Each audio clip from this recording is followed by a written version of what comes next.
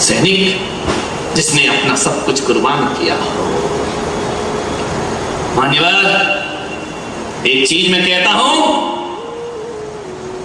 एक खूबसूरत दिल काफी है 1000 खूबसूरत चेहरों के सामने। ध्यान रखना, दिल को बहुत खूबसूरत बनाओ, मन को बहुत सुंदर बनाओ, चरित्र को बहुत अच्छा बनाओ, व्यवहार बहुत मीठा बनाओ। ध्यान रखिए। आपसे मैं इतना ही कहना चाहूंगा कि आदमी इस 21वीं सदी में जी रहा है। यदि व्यापार से पहले, यदि यह आदमी अपने जीवन में मेरी 3 बातें मान लेगा, कहीं भी चला जाए दुनिया में उसका कहीं भी कोई समस्या उसके सामने आने वाली नहीं है। ध्यान रखना, यदि आदमी ने, इस इंसान ने शिक्षा से पहले संस्कार पा लिए होते, और इस आदमी ने शिक्षा से पहले संस्कार पा लिए होते, और इस आदमी ने भगवान से पहले यदि इंसान को पहचान लिया होता, और इस आदमी ने व्यापार से पहले व्यवहार सुधार लिया होता, तो दुनिया में उस आदमी को कहीं भी कोई कमी मिलने वाली। व्यापार से पहले व्यवहार पर ध्यान दो, और ध्यान रखना शिक्षा से पहले संस्कार पर ध्यान दो, और भगवान से पहले एक इंसान पर ध्यान दो। आपका जीवन सार्थक और सफल हो गया होता। व्यापार व्यवहार से चलता है, और भगवान इंसान के समानांतर हुआ करता है। अरे भगवान मिलता है जब इंसान की पहचान होती है, और व्यापार चलता है जब व्यवहार की पहचान हुआ करती है, और जिंदगी आराम से कटती है जब शिक्षा से पहले संस्कार की पहचान हुआ करती। संस्कारों को पहचानिए अपने जीवन में, अपनी फितरत देखिए, अपनी नीयत देखिए। आपके छोटे छोटे बच्चे होंगे, देखना उस बच्चे से 2 प्रकार के बच्चे होते हैं। एक कोई सामान ले लेता है, दूसरा मांगे तो लड़ते हैं, रोते हैं, छीनते हैं, आंसू बहाते हैं, मैं अपना सामान नहीं दूंगा। और एक बच्चे ऐसे भी होते हैं, यदि उनके हाथ में 1 टॉफी 2 टॉफी है तो एक दूसरे को खिलाता है, फिर स्वयं खाया करता है। ये संस्कार हुआ करते हैं, ये शिक्षा नहीं हुआ करती है, ये संस्कार है, ये उसका नेचर है, ये उसका स्वभाव है। आपका बच्चा किसी की रोटी छीनता है या किसी को रोटी देता है, देख लेना जो रोटी देता है वो एक सच्चा और अच्छा इंसान बनकर के खड़ा होगा, और जो रोटी छीनता है, ध्यान रखना, वो बुढ़ापे में तुम्हारा सहारा बनने वाला नहीं है। ध्यान रख, छोटी छोटी बातें हैं, जीवन में बहुत काम आएंगी आपके। सोचना है, सत्संग करके भी स्वभाव नहीं बदला तो सत्संग का कोई महत्व नहीं हुआ करता है। स्वभाव बदलना होगा, लेकिन क्या करें, आदमी 2 दिन बदलता है, तीसरे दिन आदमी की मूंछ और कुत्ते की, इनको टेढ़ी होने में ज्यादा देर नहीं लगती। कब टेढ़ी हो जाए कोई भरोसा नहीं है। आदमी की मूंछ कब टेढ़ी हो जाए और कुत्ते की पूंछ कब टेढ़ी हो जाए। कहते हैं ना, 12 वर्ष भी पोंगरी ना रखो, तब तक तो सीधी है जब तक पोंगरी में है, और जैसे ही बाहर निकली पूंछ टेढ़ी की। ऐसा तो नहीं कि अभी भी तुम लोग इस पंडाल की पोंगरी में तो बैठे हो, लेकिन बाहर निकलो पूंछ टेढ़ी की टेढ़ी। ध्यान रखिए, नहीं बदलिए। मान्यवर, आपसे निवेदन है, इंसान हो तुम, सब कुछ कर सकते हो, तुम्हारे अंदर बहुत सारी संभावनाएं हुआ करती हैं। इतनी संभावनाएं, आचार्य विमल सागर जी महाराज बहुत महान आचार्य हुए इस देश के, विद्वान थे, पंडित थे, शास्त्र पढ़ते थे। नेमी चंद जिनका नाम था, मुरैना विद्यालय में जो अध्ययन किया करते थे, एक दिन स्कूल से अध्ययन करके मुरैना विद्यालय से अपने घर पहुंचे, पूजन पाठ करके। पिता बिहारी लाल ने कहा कि नेमी चंद गुरुकुल से आ गए। हाँ पिताजी आ गया। जाकर के बैठ गए, धोती दुपट्टा पहने थे, पूजन करके लौटे थे। पिता ने कहा कि नेमी चंद, तुम किस चीज का अध्ययन कर रहे हो गुरुकुल में रहकर? बोले मैं धर्म का अध्ययन कर रहा हूं, लौकिक शिक्षा का अध्ययन कर रहा हूं। बोले मुझे तो नहीं लगता कि तुम लौकिक शिक्षा का साथ साथ धर्म भी पढ़ रहे हो। बोले पिताजी मैं धर्म पढ़ता हूं। उन्होंने कहा नहीं, तुम्हें इतना भी संस्कार नहीं आया कि एक कुत्ता भी जब बैठता है ना तो जमीन झाड़ कर बैठता है। नेमी चंद, तू तो धर्म पढ़ता है, तू अपने रुमाल से जमीन नहीं झाड़ सका। जहां तू बैठ रहा वहां कितने जीव मरे होंगे, क्या तूने यही किताबों से ज्ञान हासिल किया है? नेमी चंद, तू कैसा मेरा पुत्र है जो बैठ गया और तूने रुमाल से परिमार्जन नहीं किया? वो बात ऐसी लगी नेमी चंद के हृदय में। उस नौजवान बालक ने कहा पिताजी, आज से बेटा संकल्प लेता है कि जब भी ये बैठेगा भूमि शोधन करके बैठेगा। और वह नेमी चंद नाम का बालक आगे जाकर आचार्य विमल सागर बनकर के खड़ा हो जाया करता है, मयूर पंखी पिच्छी लेकर के बिना परिमार्जन किए जिंदगी भर वो जमीन पर बैठे। ये होते हैं संस्कार, ध्यान रखना। ये किताबों में नहीं मिला करते हैं, ये जीवन में उतरा करते हैं, ये जीवन को बदला करते हैं। मान्यवर, संस्कारों पर विशेष ध्यान दो। छोटी छोटी बातों पे झगड़ा मत करो। और महिलाएं अपनी जिंदगी में जिद करना छोड़ो। बहुत जिद्दी हो गए, आपकी नहीं होना की, ये तो बहुत अच्छी है। एक आदमी गया गणेश जी के, गणेश उत्सव आ रहा है ना पर्युषण के समय, गाय हे भगवान दो वरदान। गणपति ने कहा क्या वरदान? बोले भगवान तुम्हारी तो दो है, रिद्धि और तुम्हारी तो दो पत्नियां हैं। गणपति की रिद्धि और सिद्धि दो, गणेश की पत्नियां हैं। तो गणेश ने कहा क्या प्रॉब्लम है? बोले मेरी एक ही है। बोले क्या मतलब, दो चाहिए क्या तुझे? बोले नहीं गणेश जी, आपकी तो दो है, एक रिद्धि है एक सिद्धि है, मैं एक से परेशान हूं। बोले क्यों? बोले ना वो रिद्धि है ना सिद्धि है, दुनिया में सबसे ज्यादा जिद्दी है, जिनके कारण में महिलाएं जिद करना छोड़ दो और आदमी गुस्सा करना छोड़ दे तो वो 2 कमरे का फ्लैट भी ना किसी स्वर्ग से कम नहीं हुआ करता है। स्वर्ग जैसा वातावरण वहां पर। बहुत जिद करती है महिलाएं, अड़ जाए त्रिया हट, और नहीं माना तो फिर चल है। ध्यान रखिए, जिद करना छोड़ो। जिद्दी स्वभाव घर को बना बर्बाद करता है। ध्यान रखिए। कितने लोग हैं तुम्हारे घरों में बताइए? इतनी महिलाएं इतने आदमी हैं, कितने मेंबर होंगे?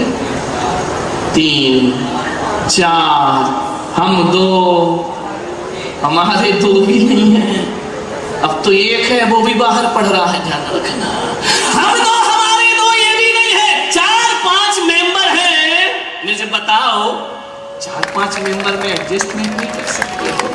कैसे वो लोग रहे होंगे जहां दर्जनों दर्जनों बच्चे होते थे और जीवन के अंतिम तक तो समय तक संयुक्त परिवार में जीवन गुजारा करते थे। 4-5 लोगों में नहीं हो रहे, बस में 4-5 लोगों में एडजस्टमेंट कर लो। नहीं आए समझ में, मुझ पुलक सागर को देख लो, 80 लोगों की चतुर्मास कमेटी को एडजस्ट करके चल रहा हूं। और इससे बड़ा उदाहरण नंदू जी 80 को करता हूं। ध्यान रखो, तुम्हारे यहां तो 2-4 ही लोग होंगे। होता क्या है? ये समाज है। मैं अकेला पुलक सागर 25 साल से हजारों लोगों में एडजस्टमेंट करके चलता हूं। जहां जहां मेरे चतुर्मास होते हैं कोई विवाद नहीं होता, कोई झगड़े नहीं होते हैं। मैं फालतू के पछड़े में पड़ता ही नहीं हूं। चाहे तुम दूध चढ़ाओ तो मुझे कुछ लेना देना नहीं है, और जल चढ़ाओ तो मुझे कुछ लेना देना। मैं तो छोटा आदमी छोटी बातें करता हूं। ध्यान रखिए, आपसे इतना ही निवेदन है। मैं इतनी समाज को एडजस्ट करके चल रहा हूं। समाज को एडजस्ट करना बच्चों का खेल नहीं है। ये मेंढक तोलने के समान है। एक मेंढक रखो, दूसरा उछल जाता है, उछल के वहां चला जाता है। एक को मनाओ, दूजा रूठ जाता है। और शीशा हो या दिल आखिर टूट जाता है। ध्यान रखिए, कैसे कर रहा हूं मैं? पार्षद जी, ये समाज बहुत कठिन है। ये बहुत बड़ी तपस्या है। मैं कहता हूं जब मैं हजारों को एडजस्टमेंट कर लेता हूं तो तुम भी अपने घर में 4 लोगों को एडजस्टमेंट कर लो, तुम्हारा जीवन भी आनंद में परिवर्तित है। अब इतने बड़े परिवार बचे कहां है? 2-4 लोग हैं, उन्हीं में तनातनी चलती रहती है, उन्हीं में खींचतान चलती रहती है। वो उससे नहीं बोलता, वो उससे नहीं बोलता है। जिंदगी को नरक मत बनाओ। अरे कितना जीना है मेरे भाई, 40-50 के तो हो ही गए हो, 30 के तो हो ही गए हो, कोई भरोसा जिंदगी का नहीं है। ए माटी के पुतले ना इतरा के चल, ए माटी के पुतले ना इतरा के चल, तेरे जीवन का कोई भरोसा नहीं। और बूंद पानी का पड़ते ही गल जाएगा, कच्चे बर्तन का कोई। ये मिट्टी का कच्चा घड़ा लेकर किसे घरों में अशांति पैदा करते हो। घरों में शांति रखो, सुख रखो, सुकून रखो। छोटी सी जिंदगी है, आदमी सब कुछ कर सकता है। एक बात ध्यान रखना, किसी आदमी को कितनी उपाधियां मिलती हैं। किसी आदमी को कोई भगवान कह देता है, किसी को कोई इंसान कह देता है, किसी आदमी को कोई महान कह देता है, और इसी आदमी को कोई गधा का उदाहरण भी दे दिया करता है। इसी आदमी को कोई, अब ज्यादा नीची भाषा मत बुलवा मुझसे, है ना, ध्यान रखना। मान्यवर, जानवर भी कह दिया जाता है आदमी को, तो जानवर है। कभी आपने कहा, देखा किसी जानवर को इंसान कह के बोला गया कि अरे गधे तो इंसान है? कभी नहीं बोला जाता है। किसी देवता को इंसान कहा गया हो? इंसान को देवता जरूर कहा जा सकता है, गधे को इंसान नहीं कहा जाता है। इंसान को, आदमी को तो कह सकते हो कि आदमी गधे। ध्यान रखना, कभी किसी गधे को मिलाप चंद कहा, ओ मिलाप चंद, बोला? नहीं बोला जाता है ना। ध्यान रखना, इंसान को भगवान भी बोला जाता है, लेकिन किसी भी भगवान को इंसान कह करके नहीं बुलाया जाता है। इसका मतलब है कि भगवान कभी शैतान नहीं बन सकता है, जानवर कभी इंसान नहीं बन सकता है, देवता कभी इंसान नहीं बन सकते हैं, लेकिन इंसान ऐसा है वो भगवान भी बन सकता है, महान भी बन सकता है। और अपनी हैवानियत से गिर जाए तो शैतान और जानवर भी बन सकते। आपके अंदर संभावनाएं हैं, आपको अपनी जिंदगी कैसे जीना। एक बार यही हुआ, एक महिला पति पत्नी में झगड़े हो गए, पति पत्नी में इतने झगड़े हुए कि एक दूसरे से जब झगड़े होते हैं ना, अपशब्द बोलना शुरू हो जाते हैं। ध्यान रखना, पति ने कह दिया गुस्से में, तेरी शादी तो किसी गधे से होना थी। पत्नी ने कहा, इसलिए मेरे बाप ने तेरे से की है। ध्यान रखना, सोचना है। मान्यवर, एक ही चीज आपसे कहूंगा, एक महिला बहुत श्रृंगार की, लिपस्टिक, ब्यूटी पार्लर से चमक धमक के लीपा पोती करके बिल्कुल बाल लाल कटा के पहुंच गई किसी की शादी में। अब जैसे ही पहुंची, उम्र तो थी 60-70 की, लेकिन दिल है कि मानता नहीं है। सज धज के पहुंच गई, शादी में बैठ गई, बाजू में बूढ़ा पति बैठ गया। उसने कहा, देखो मैं कितनी अच्छी लग रही हूँ। बोले, बहुत अच्छी लग रही तू तो, बहुत अच्छी लग रही है। बोले, देखो वो आदमी मुझे घूर घूर के देख रहा है। उस बुढ़े ने देखा, बोले हाँ देख तो रहा है घूर घूर के। बोले, देखो मैंने कहा था ना थोड़े अच्छे से रहा करो, सच सवर के रहा करो, कैसा घूर घूर के देख रहा है। उसने कहा, पागल ज्यादा बड़ी बड़ी बातें मत सोच। बोले, क्यों? बोले, कबाड़ी है, भंगार देख रहा है। टूटा फूटा कबाड़ा लेता है, 60 साल की बुढ़िया को देख रहा है तो कबाड़ी होगा, भंगार बेचने वाला होगा। ध्यान रखिए मान्यवर, चेहरे सुंदर से कुछ नहीं होता, चरित्र सुंदर बनाइए।